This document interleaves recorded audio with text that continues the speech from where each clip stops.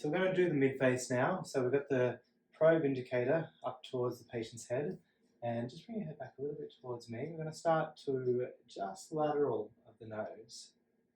So in this position, we should be able to see the LLSAN muscle is the deepest muscle here, and we should also be able to see the maxilla in this area here.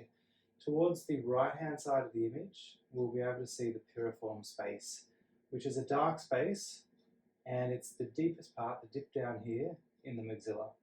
So as I come a little bit lateral again, we'll have the LLSAN muscle, we'll have our fat pad right here, and of course towards the top of the screen we're going to have some ultrasound gel, the epidermis and dermis, and any other fat pads that we have around this area, like this lower fat pad down here. If we want to have a look for the angular artery in this area, we have to turn on the colour flow. But just before we do that, I'm just going to come a little bit lateral. So what you'll see as I come lateral is we have the LLSAN muscle here, and as I come lateral, you'll start to see the LAO and the LLS muscle come into view, both in long axis as well. So we've got their origin on the maxilla up here, and as we come back medially, we find that LLSAN muscle again. Now with the colour flow on, we can have a look for the arteries and veins in this area. So again, starting right next to the nose, I might just need a tiny bit more gel here. So if you see any shadows on your ultrasound image, it's just a sign that you probably need to put a little bit of gel on. And immediately we can see down in this area here a vessel of some type, so we can see part of the angular artery. I'm just going to adjust my steer a little bit, just to steer the colour box. So I'm just going to tilt the transducer, so all I'm doing is tilting and rocking this way and that way, just to see if I can pick up that whole angular artery. And I'm going to have to rotate the transducer a little bit as well. So here we have a little bit more of the angular artery, and because the angular artery is a little bit tortuous, we can only make out a little bit of it at a time here. So as I sweep across, we see little bits and pieces in different parts of the angular artery coming in and out of view. But if we do just want to evaluate it, and I've just turned the gain up a little bit just to make sure I'm not missing anything, the colour gain. If we do want to evaluate the angular artery's location towards, say, for example, the maxilla or its distance from the bone, we can get this view here. We can angle into the piriform space and just make sure there's nothing down here on the bone, which there isn't.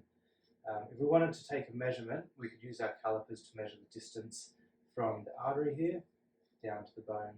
So let's just come a little bit more lateral, and I'm going to go down towards the lip, and I'm just going to trace that facial artery.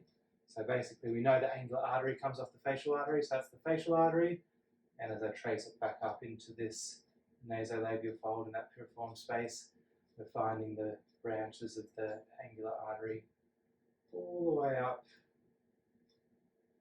right up towards the nose here. Now, if I want to come a little bit lateral, we should be able to pick up, so I'm just going to slide my probe laterally in the same orientation here. We should be able to pick up the infraorbital artery as well. So the infraorbital artery should come out of this little gap here in the maxilla. And if I can't see it very clearly, I can just pick up a tiny bit of it here. If I can't see it very clearly, what I can do is I can decrease the size of my region of interest box, which will make the colour flow more sensitive. So I've done that now. The other thing I can do is I can increase my gain a little bit. So by increasing the gain, I'm increasing the colour signal. Alright, so that's making it a bit more sensitive. So I can see that infraorbital artery a little bit easier. And the final thing I can do is just decrease the PRF. And by decreasing the PRF, the ultrasound machine is going to be more sensitive to the slower flowing vessels.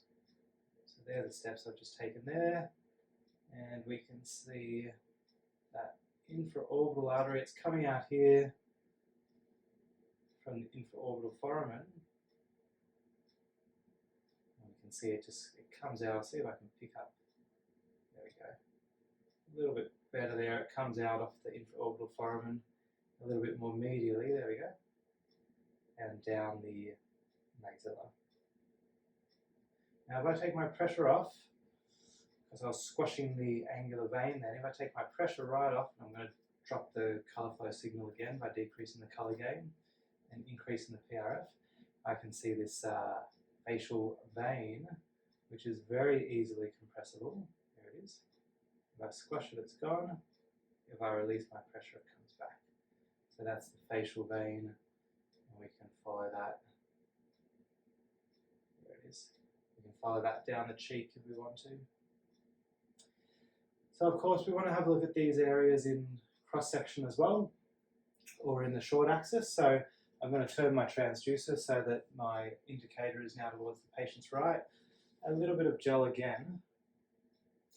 And by doing this, we can have a look at the angular artery in its short axis, so we can see exactly where it is in the middle of the probe. I'm going to try and position that into the middle of the screen. And I'm going to make my region of interest box a little bit bigger so that it covers the area all the way down to the bone. So on the left-hand side of the screen, we have the nose. On the right-hand side of the screen is lateral. Okay, we can see our superficial fat pad. And we can see the location of the angular artery and also branches of the angular artery as well. Now as I trace up, that facial vein there comes into view. You can see it right there. I can squash that and it disappears. And I'm also going to have a look and see the exact location of the infraorbital artery. So if you just take your head a little bit towards your left. Thank you. Just a little bit back. Thanks. I'm going to put that there right in the middle. And we should be able to see here the infraorbital foramen. So we've got a gap in the bone. So we've got this white surface of the maxilla. We've got a small gap in the bone. And coming out of that gap is going to be our infraorbital artery. I'm going to make those same adjustments as I did before. Turn the PRF down. Turn the colour flow up a little bit. And we can see the exact location here of this infraorbital artery